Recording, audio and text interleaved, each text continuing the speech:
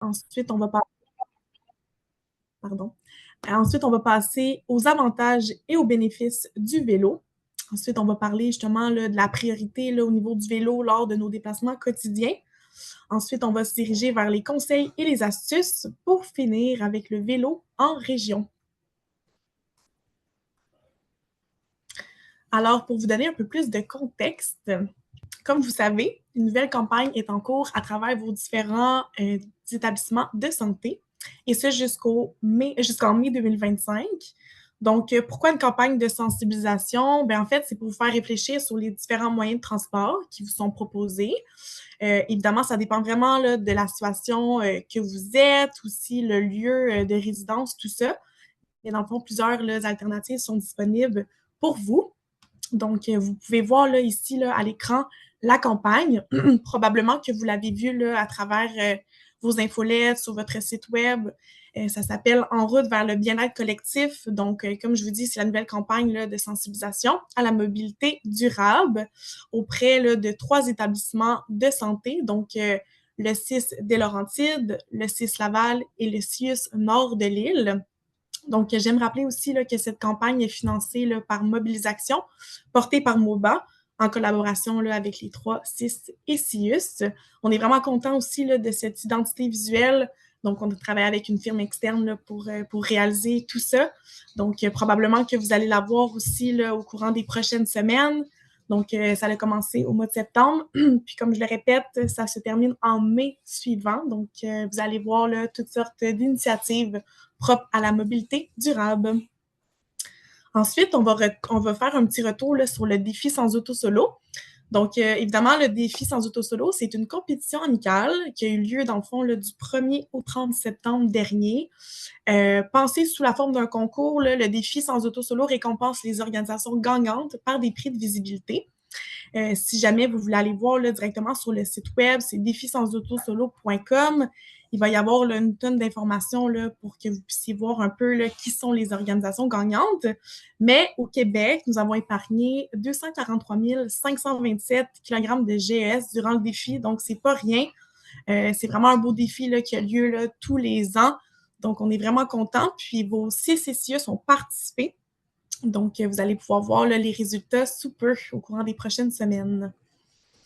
Donc, ensuite, je vais vous présenter, là, dans le fond, notre série de webinaires. Aujourd'hui, là, c'est le 2e webinaire qui a lieu. Le 11 septembre dernier, ma collègue Isabelle vous a présenté le coût de mes déplacements. Donc, c'est disponible en rediffusion là, sans problème. Et le 11 novembre prochain, on va présenter, en fait, c'est Jérôme Laviolette, l'invité conférencier. Monsieur Laviolette, c'est un candidat au doctorat en génie des transports à Polytechnique de Montréal. Il est spécialisé dans les dépendances à l'automobile avec une expérience en recherche à la Fondation David Suzuki. Donc, ça va être vraiment, vraiment intéressant. Je vous invite fortement à y être. Et on va terminer ça le 11 décembre, donc un peu avant Noël, avec le covoiturage. On va pouvoir explorer les avantages du covoiturage. Vous allez en apprendre davantage aussi là, sur les différentes plateformes disponibles. Et vous allez peut-être trouver des partenaires avec vos trajets partagés. Donc, voilà pour la série de webinaires. Donc, on va pouvoir commencer maintenant le webinaire. Donc, je vais vous parler aujourd'hui là, des avantages et des bénéfices du vélo. Donc, évidemment, il y a plusieurs aspects à mettre en relief. Donc, d'abord, il y a l'aspect environnemental. Évidemment, comme vous savez, là, le vélo ne produit aucune émission de gaz à effet de serre.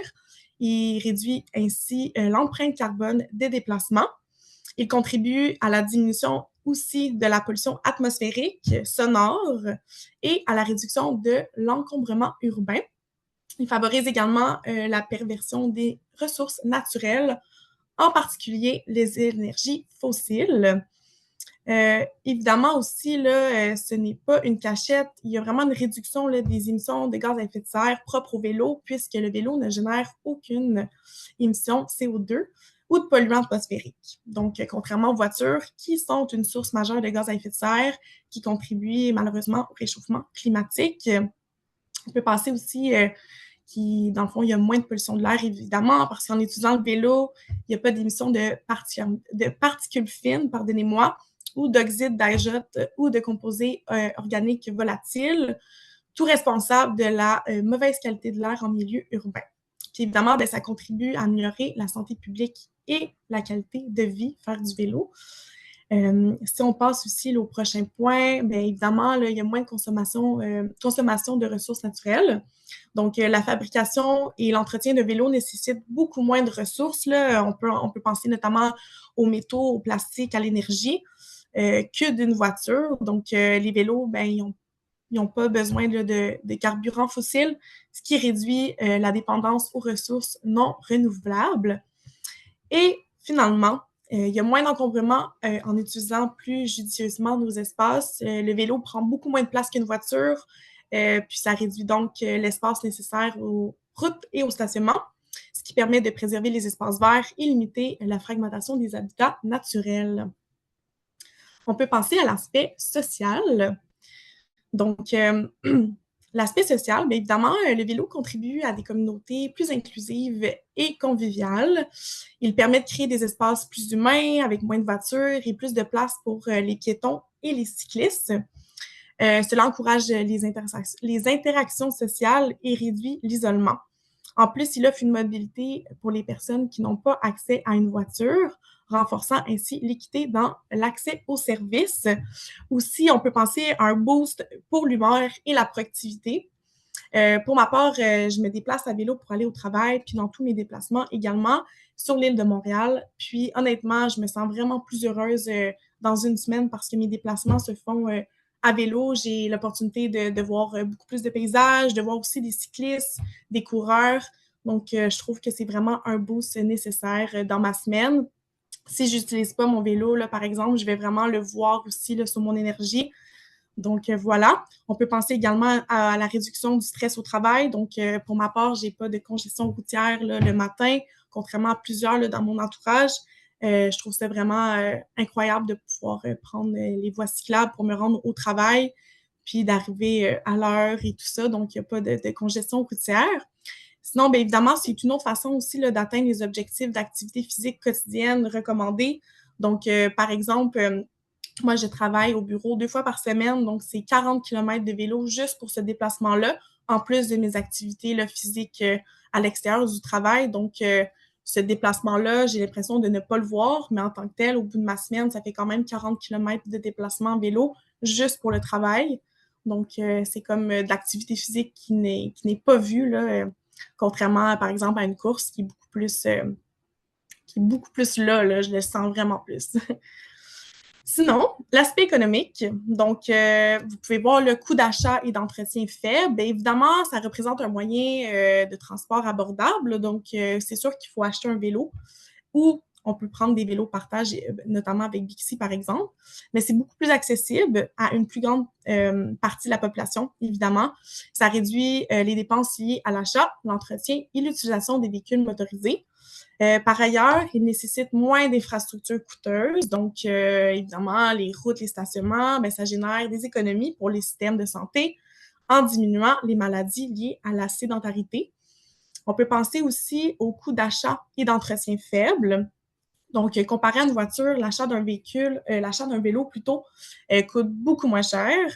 C'est sûr que là, il y a des particularités. Là. Un vélo récréatif, évidemment, c'est quand même assez dispendieux.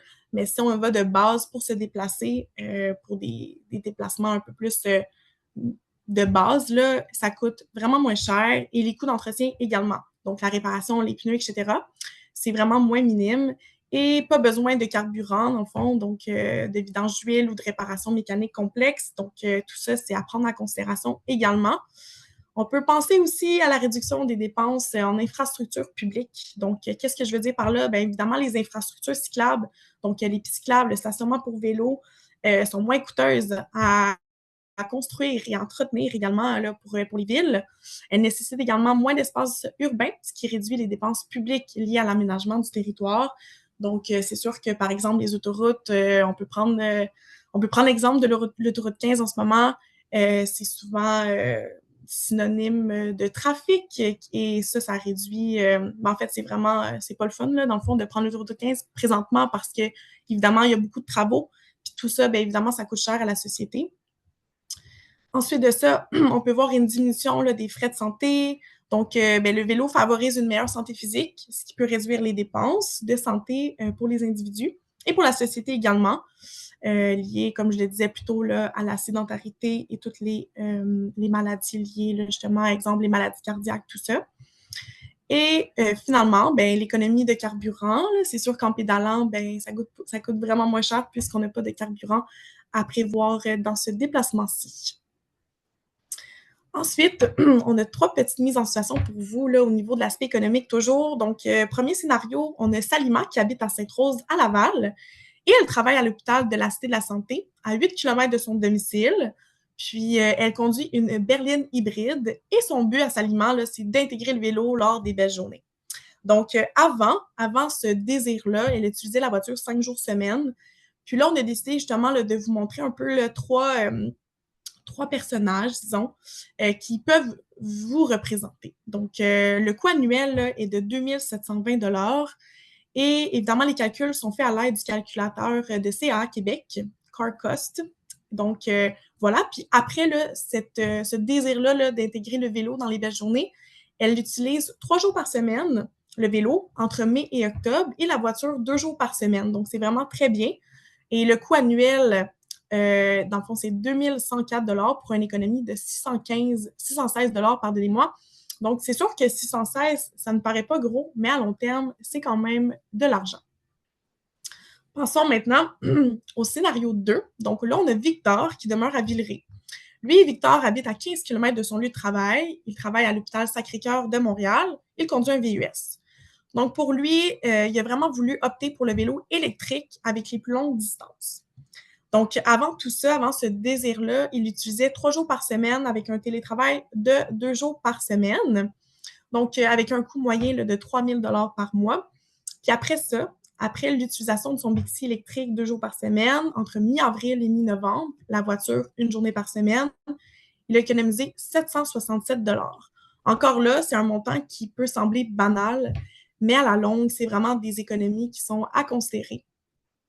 Et finalement, on a Véronique qui demeure à Val-David. Puis Véronique, dans le fond, elle habite à 9 km de son lieu de travail. Elle travaille à l'hôpital de Sainte-Agathe-des-Monts. Elle conduit une voiture sport. Puis elle mise sur les avantages du cocktail transport. Donc, c'est quoi le cocktail transport? Je vous le montre à l'instant avec le coût annuel épargné. Donc, elle utilisait la voiture 5 jours par semaine avec un coût moyen là, de 4 050 $ par coût annuel. Puis après tout ça, elle utilise le vélo 5 jours par semaine entre juin et septembre, délaisse la voiture pour le transport en commun. Donc, c'est quand même à considérer avec un coût moyen annuel de 960 $ avec une économie de 3 090 $. Donc, c'est sûr que là, c'est quand même assez intense puisqu'elle délaisse complètement la voiture pour le domicile travail, mais c'est vraiment faisable. Donc voilà, l'économie de 3 000, c'est sûr que c'est quand même assez flagrant au niveau là, de la réduction de prix. Ensuite, aujourd'hui, je vais vous parler de la prioriser le vélo dans nos déplacements quotidiens.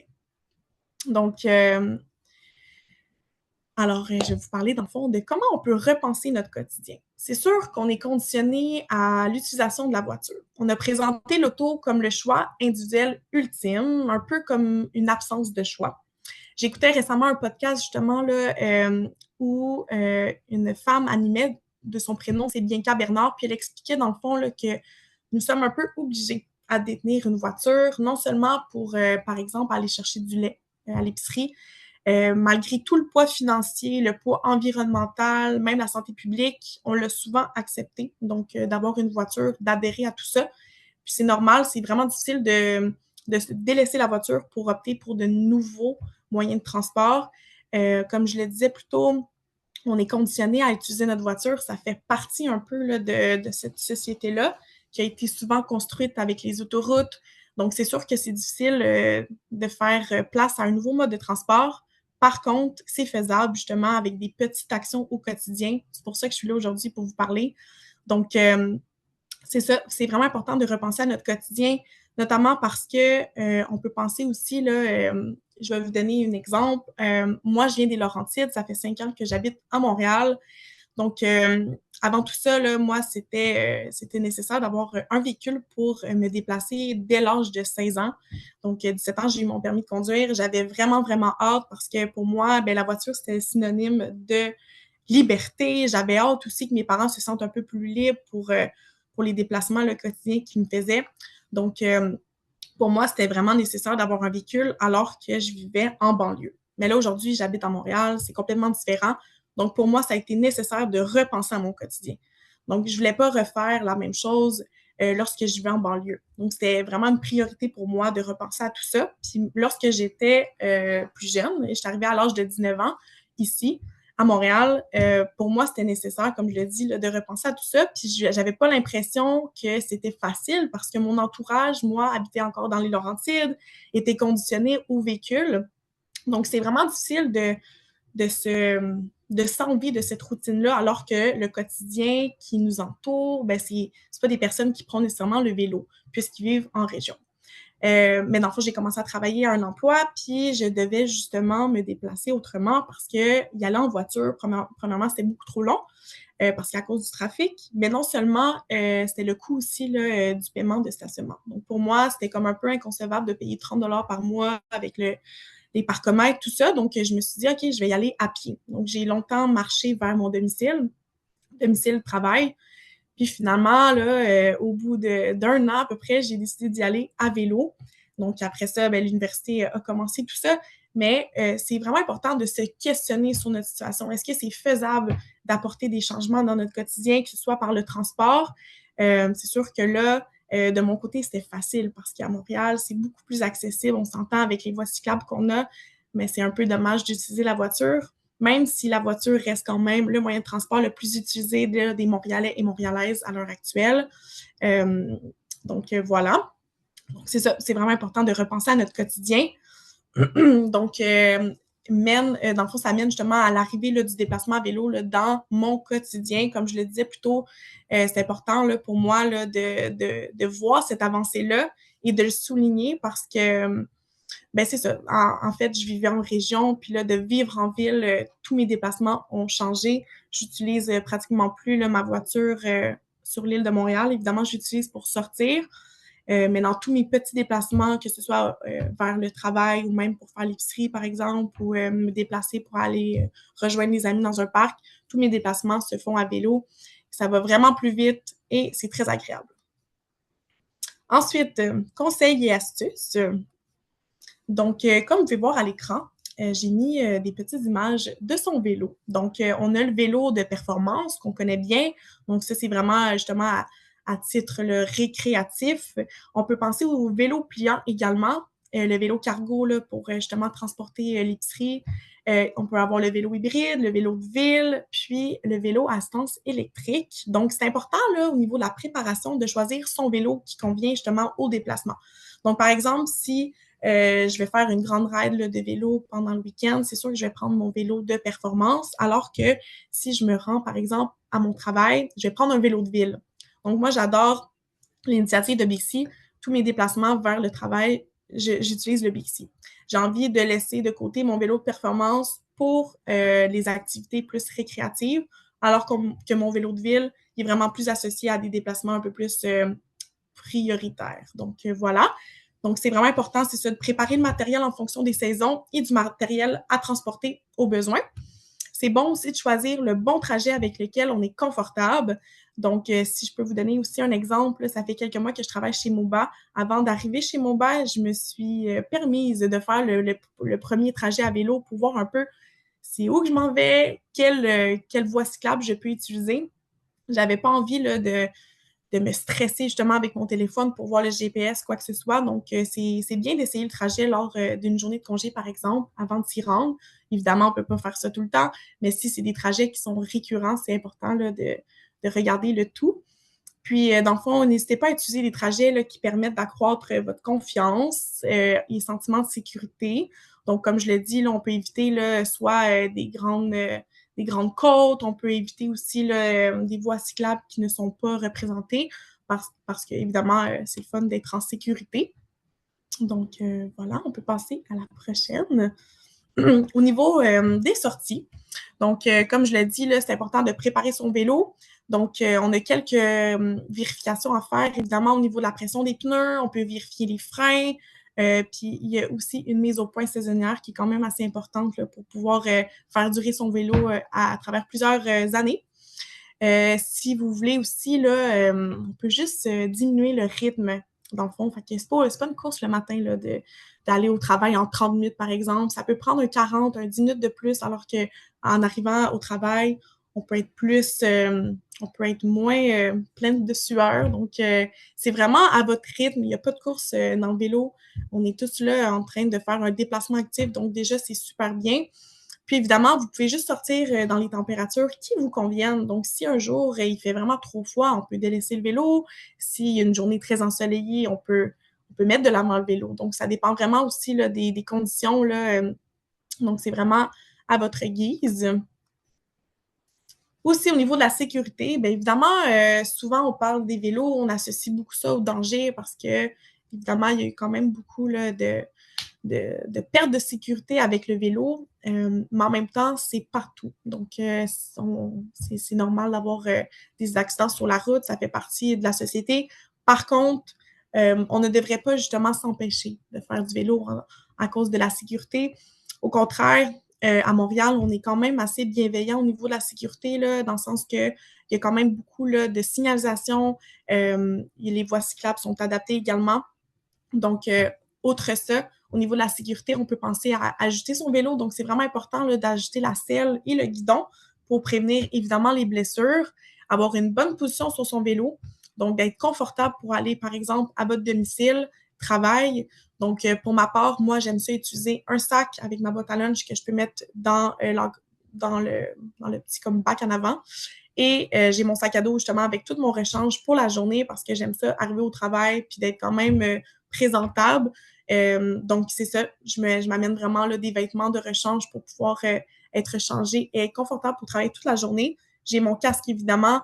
Donc, pour moi, c'est toutes des choses qui sont reliées à la sécurité parce que si je me sens bien sur mon vélo, si mon sac est confortable, j'ai l'impression que ma promenade à vélo va être vraiment plus le fun. Donc, évidemment, vous pouvez avoir un cadenas aussi pour éviter les vols. Donc, c'est quand même assez récurrent, malheureusement, les vols. Mais sinon, si vous utilisez, par exemple, Bixi, moi, je trouve que c'est une façon vraiment superbe de se déplacer. Ça va dépendre également des positions qui sont localisées là, au niveau là, des stations de Bixi. C'est sûr que ça aussi, vous pouvez aller voir ça sur le site web là, de Bixi avec l'application mobile notamment. Ensuite, j'ai envie de vous parler du vélo en région. Donc, le vélo en milieu périurbain et rural, en fait, au niveau du contexte, d'abord, là, le terme périurbain désigne les zones situées à la périphérie des villes, entre les espaces urbains denses et les zones rurales. Ce sont des espaces de transition où l'urbanisation est moins dense que dans les centres-villes, où il y a vraiment plus une forte croissance démographique due à l'étalement urbain. Donc, au niveau du contexte, évidemment, un réseau cyclable en expansion, c'est ça, mais la dépendance à l'automobile est un cercle vicieux dont il est difficile de s'émanciper complètement, particulièrement en région. On ne va pas se le cacher, c'est vraiment plus difficile de se déplacer à vélo à son domicile, du domicile travail, lorsqu'on demeure, par exemple, à Sainte-Agathe-des-Monts, même si c'est faisable, puisqu'on a vu, évidemment, le petit portrait le tantôt. Mais c'est quand même une réalité différente que les gens qui vivent à Montréal. Mais dans le fond, il y a quand même des croyances à démystifier. Donc, la croyance, les distances sont beaucoup trop élevées en région pour faire du vélo. C'est vrai, mais il y a des alternatives quand même à l'auto-solo. Les faits. Au Québec, 36 des travailleurs habitent à moins de 5 km de leur lieu de travail. Cette proportion est de 44 dans les villes de taille moyenne, donc Trois-Rivières, Sherbrooke, Saguenay, etc., et de 60 dans les plus petites villes. Donc, au CIUS nord de l'île, 25 des employés habitent à moins de 30 minutes de leur travail. Je vais prendre une petite gorgée d'eau. Ensuite de ça, au 6 de Laval, 24 des employés habitent à moins de 30 minutes de vélo de leur travail. Et au 6 des Laurentides, 32 des employés habitent à moins de 30 minutes. Donc, on peut voir vraiment que même dans les Laurentides, on peut se déplacer. Puis, je suis d'accord, il n'y a pas nécessairement des pistes cyclables adaptées dans les Laurentides, partout. Mais il y a quand même un avancement qui est là. On le voit, j'ai l'impression que les villes mettent de l'avant vraiment les voies cyclables. Donc, ça, c'est vraiment parfait pour les adeptes de vélo ou même les gens qui veulent commencer le vélo. Il n'est jamais trop tard de se déplacer à vélo, de commencer à intégrer ça à sa routine. Au contraire, j'ai l'impression que votre sentiment d'empowerment pourrait vraiment commencer en utilisant le vélo. Parce que si je me fie à mes expériences, lorsque je prenais pas mon vélo, par exemple, j'y allais en auto, évidemment, là, mais je me sentais vraiment plus, ben, pas meilleure, mais j'avais l'impression que j'avais un sentiment un peu plus incroyable de me déplacer à vélo. Donc, sans compter que, évidemment, se déplacer en auto, c'est vraiment, c'est bien, évidemment, parce que je ne pourrais pas nécessairement tout faire mes déplacements en vélo, mais j'ai l'impression que le soir, en me couchant, je me sens un peu plus épanouie parce que je me déplace à vélo. Donc, voilà pour ça. J'ai quand même parlé vite à mon webinaire. J'avais l'impression que ça allait durer un tout petit peu plus longtemps, mais si jamais vous avez des questions, on pourrait s'en parler là, tout de suite après. Mais je vous invite quand même à consulter le prochain webinaire qui va être présenté, encore là, avec la campagne En route vers le bien-être collectif. Comme je le disais plus tôt, c'est un webinaire qui va être présenté par Jérôme Laviolette, le conférencier. Ça va être le 11 novembre de midi à 13 heures. Donc, ça va être à peu près 30 minutes, puis ensuite, il va y avoir une période de questions. Vous êtes vraiment invités là, à participer, aussi à informer les gens là, qui vous entourent sur ce webinaire-là. Puis, comme je vous dis, si jamais vous avez des questions concernant les webinaires qui sont présentés, vous pouvez toujours nous écrire. Puis aussi, j'avais envie de vous dire qu'il va y avoir une capsule promotionnelle qui va être diffusée au mois de mars prochain. Donc, cette capsule-là va mettre en relief 3 personnes qui, eux, optent pour les déplacements alternatifs dans vos territoires. Donc, on va avoir le 6 des Laurentides qui va représenter un mode de transport alternatif, le CIUS Nord de l'île et le 6 Laval. Donc, je ne vous en dis pas plus pour l'instant parce que j'ai envie de vous laisser languir. Puis, on pourra se retrouver justement prochainement à travers ces capsules-là pour vous les présenter. Vous allez être informés, vos gestionnaires aussi vont en faire la promotion là, un peu partout. Ça va être vraiment intéressant. Puis, c'est des belles capsules là, qui prônent justement les déplacements alternatifs. Donc, on va se tenir au courant d'ici là. Mais avant tout ça, il va y avoir quand même 2 autres webinaires présentés là, dans le cadre de MOBA et de notre prochaine campagne. On va passer aux questions si jamais vous avez des questions.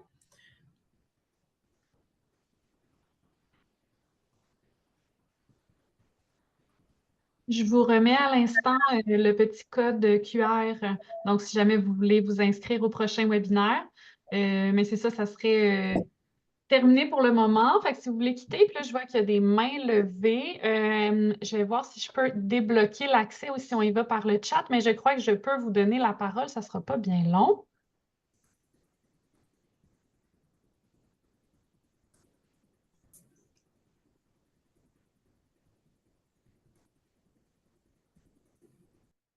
Je crois que ça pourrait fonctionner là, si votre micro est ouvert. Bonjour, Oui, bonjour Lynn. mon nom est Lynne Labelle. Moi, je viens déjà avec mon vélo partiellement. Ce qui me freine beaucoup, là, c'est les chaleurs extrêmes en plein été. Dès qu'il y a des 30 degrés, 40 degrés humidex, là, je tente pas de le prendre par ma condition. Je suis diabétique aussi. Ça m'épuise vraiment beaucoup. Euh, Mais en d'autres temps, dès qu'il fait beau, dès qu'il n'y a pas de neige aussi, parce qu'avec la neige, là, je viens pas en vélo nécessairement. Mais je suis déjà venue en raquette. Ça OK. peut, ça peut être une autre option, mais je voulais savoir, y avait-tu d'autres trucs, d'autres choses qui pourraient nous inciter à venir en vélo plutôt que d'utiliser la voiture? Oui, ben c'est une bonne question. Mais d'abord, je veux savoir, Lynn, où vous êtes située, vous?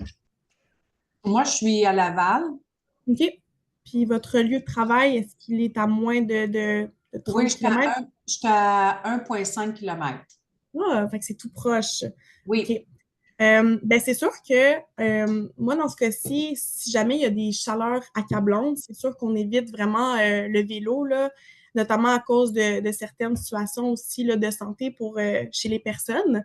Oui. Mais moi, de mon côté, c'est sûr que qu'est-ce qui me motive? Ben, c'est le temps. Surtout que probablement que vous êtes dans un quartier qui est quand même proche de l'hôpital, mais souvent, il va y avoir des feux de circulation, donc ça fait en sorte qu'il y a beaucoup plus de trafic. Donc, moi, ma motivation quasiment première, c'est le temps. Donc, par exemple, j'habite à 10 km de mon lieu de travail et si je prenais ma voiture, ça me prendrait environ 1 heure. Donc, c'est énorme pour moi alors que j'habite à seulement 10 km. Puis, quand je prends mon vélo pour me rendre à mon lieu de travail, c'est 30 minutes. Donc, puis, je vais pas nécessairement trop vite, je vais dans un rythme assez là, confortable.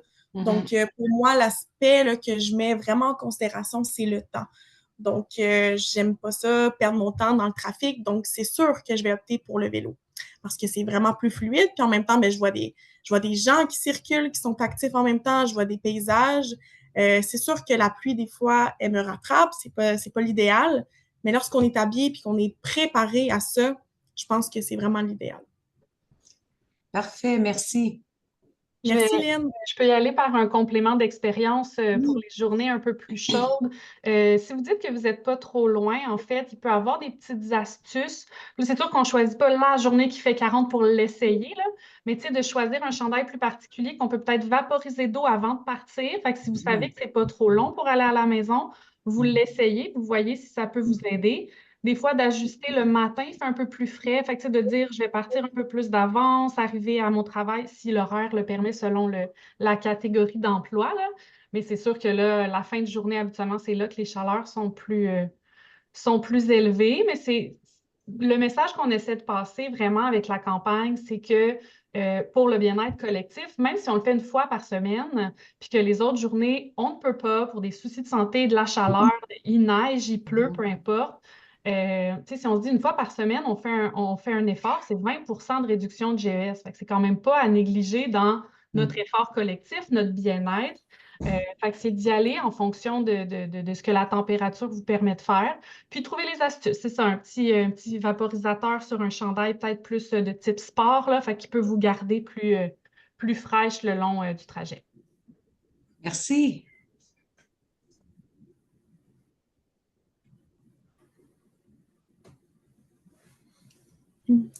Est-ce qu'il y avait d'autres questions, interventions? Ça peut être aussi là, des personnes qui veulent prendre position là, sur leur expérience vécue à vélo.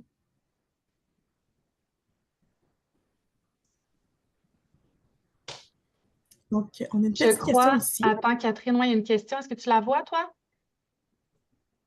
Oui, je la vois.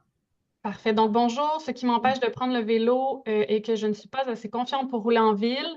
Il n'y a pas toujours des pistes cyclables sur tout le trajet. Qu'avez-vous comme truc, astuce pour acquérir de l'assurance? Je vais enlever pour voir ma caméra. Je vais y aller d'une première réponse. Catherine, tu pourras bonifier. Tout dépendant, vous êtes à quel endroit. Des fois, il y a peut-être des gens dans votre site, dans votre site, qui pourraient être comme un ambassadeur, des gens qui font déjà des trajets. Ça se demande, là, ces gens-là, souvent, sont très ouverts à dire, est-ce qu'on peut prendre un midi, aller circuler autour pour avoir des petits trucs, astuces sur les meilleures façons de respecter la signalisation, d'être en sécurité. Fait que d'aller se tourner vers un collègue, c'est ça, un collègue qui fait déjà du vélo, à ce moment-là, ça peut être une bonne idée pour trouver des trajets plus sécuritaires. Puis, comme on disait durant le webinaire, là, de trouver un moment, peut-être un week-end, pour essayer les trajets. Donc, c'est peut-être pas parce que la ligne droite n'a pas de piste cyclable qu'on peut pas essayer de trouver une petite alternative là, qui pourrait nous mettre plus en sécurité s'il y a moins de circulation, par exemple, sur des petites rues résidentielles avec moins de circulation. Catherine, as-tu une bonification? C'est super comme réponse, Isabelle. Mais moi, si je peux parler un peu de mon expérience, c'est sûr que moi, lorsque je me rends à mon travail, il y a quand même 2 endroits qui sont un peu plus dangereux, disons, parce que la cyclable n'est plus là. Donc, moi, ce que je fais souvent lorsque je me sens pas confortable, c'est que je peux m'enlever de mon vélo et marcher avec mon vélo. Comme ça, j'ai l'impression d'être un petit peu plus en contact aussi avec les automobilistes qui sont de ce côté-ci ou de ma gauche, par exemple. Donc, pour moi, c'est important de toujours me sentir en sécurité. Puis lorsque je vois que le chemin est vraiment très étroit, je vais tout simplement m'enlever. ça va me prendre 2 minutes de plus, mais au moins, je vais me sentir en sécurité. Donc, il faut toujours se rappeler que dans le fond, on partage la route. Donc, c'est vraiment important. Je sais que souvent, les automobilistes sont souvent frileux avec l'arrivée là, justement des vélos. Mais en tant que tel, les vélos également ont leur place sur la route. Puis, en fait, moi aussi, là, j'ai une voiture, donc je suis quand même assez consciente aussi là, de mon entourage, tout ça. Puis, j'ai aussi la position du cycliste. Donc, c'est important de se mettre aussi dans la position d'une autre personne. Donc, souvent, les gens qui vont un peu critiquer les cyclistes, ben, j'ai l'impression que ce pas des gens qui nécessairement ont adhéré à ce mode de vie-là, donc de se déplacer à vélo. Euh, donc, c'est important là, de se mettre en position. Donc, c'est sûr que le cycliste, il est beaucoup plus en danger là, concrètement qu'une voiture parce qu'évidemment, il est plus petit. Mais c'est ça, c'est de toujours se mettre là, en aise, donc ne pas hésiter à débarquer de son vélo, marcher le temps que ça faut, puis ensuite on peut recommencer à être sur le vélo et pédaler. Donc ça serait mon truc. Sinon, évidemment, là, de toujours porter le casque là, dans les voies cyclables. Puis, c'est ça, d'être vraiment en contact aussi avec les gens. Donc, par exemple, lorsque je pédale, j'aime ça avoir un contact visuel aussi avec la voiture qui est proche de moi. Comme ça, je sais qu'elle m'a vu, il y a moins de danger à ce niveau-là. Mais je sais que c'est quand même un peu, ça peut faire peur, prendre le vélo. Mais lorsqu'on commence à l'utiliser, on prend vraiment confiance. Puis j'ai l'impression que ça, ce sentiment-là de confiance qui vient avec les années, ben, je trouve ça incroyable aussi là, parce que j'ai l'impression que je peux faire plus de choses. Puis ensuite de ça, ben, il y a d'autres activités aussi qui peuvent arriver dans notre quotidien là, grâce à ce bien-être-là qu'on accorde au déplacement actif. On n'a pas sorti les statistiques, là, on aurait peut-être dû, mais j'aimerais rappeler que tu sais, le sentiment d'insécurité à vélo, il est tout à fait légitime, mais des fois, c'est pas quelque chose qui est rationnel, en ce sens qu'il y a moins d'accidents à vélo qu'il peut y avoir d'accidents en voiture. Mhm. Donc, des fois, c'est de relativiser que c'est vrai qu'on se sent moins en sécurité parce que quand on est dans notre voiture, on se sent plus en sécurité, alors que c'est pas tout à fait ce que les statistiques tendent à nous montrer. Tout à fait. Vélo Québec présente énormément de statistiques là, qui répondent justement là, aux besoins du cycliste. N'hésitez pas à aller voir sur Vélo Québec. Il y a vraiment beaucoup de documentation. Vous pouvez vraiment lire aussi là, sur des blogs, sur Google. Là, vraiment, là, il y a vraiment beaucoup d'informations qui parlent des voies cyclables aussi à Montréal. Évidemment, il y a beaucoup plus de pistes cyclables à Montréal, donc c'est vraiment le fun à voir, mais également dans les régions. Donc, récemment, je suis allée à Saint-Donat et j'ai vraiment remarqué que le réseau cyclable est devenu vraiment comme une priorité là, au sein de la ville. Donc, c'est beau à voir. Ça permet aussi là, à des cyclistes d'utiliser beaucoup plus les voies cyclables. Et dernièrement, j'ai écouté une interview, puis ça disait que dans le fond, plus qu'on va mettre de routes, plus qu'il va y avoir d'autos, plus qu'on va mettre des voies cyclables, plus qu'il va y avoir des cyclistes qui vont les utiliser. Donc, c'est vraiment, ça fait un effet aussi là, de gang, de communauté. Donc, pour ma part, j'ai l'impression aussi là, d'être vraiment plus en contact avec la communauté qui m'entoure, mais aussi d'avoir un sentiment d'appartenance un peu plus approfondi là, avec mon quartier parce que lorsque je me déplace à vélo, j'ai vraiment l'impression que je reconnais aussi certaines personnes à vélo. Puis j'ai l'impression que, c'est ça, ça mon sentiment là, de réconfort face à ce mode de transport-là, il est vraiment en augmentant, année après année.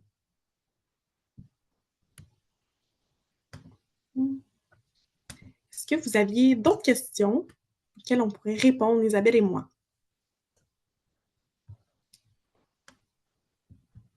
Oui, Lynn.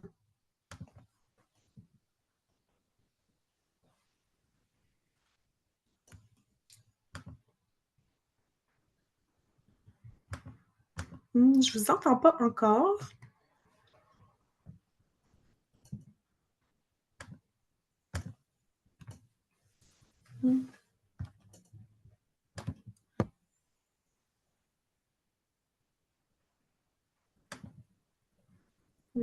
Pour le moment, je vous entends pas, Lynn. Si jamais vous voulez écrire dans le chat, ça pourrait être bien. Peut-être Oui. activer le micro. Est-ce que vous m'entendez? Oui, je vous entends. Oui, c'est parce que j'avais mis le casque pour prévenir parce que j'ai ma collègue qui vient de s'installer à son poste de travail. Je voulais juste dire qu'il faut être vu quand on part très tôt le matin. Il faut quand même porter comme quelque chose de fluorescent ou de réfléchissant Oui. pour nous faire voir des voitures. Aussi, sinon, porter des phares de casque. Avoir un phare sur le vélo, surtout si on circule en soirée. Ce qui m'avait vraiment incité à faire ça, c'est Vélo Québec qui avait un programme de vélo boulot dans le temps que j'étais à Montréal. Maintenant, je suis à Laval. Mais j'ai continué quand même de faire quand même du vélo pour soit faire mes commissions ou venir au travail. Merci. Et oui, absolument. C'est vraiment important, là, justement, d'être visible sur la route parce qu'évidemment, avec les soirées là, qui commencent à devenir plus fraîches aussi, mais la noirceur qui est là plus rapidement, c'est vraiment important d'être visible en tout temps. Fait que oui, c'est une bonne idée d'utiliser un chandail qui est un peu plus fluo ou même des lumières sur notre vélo, c'est vraiment une priorité. Merci, Lynn.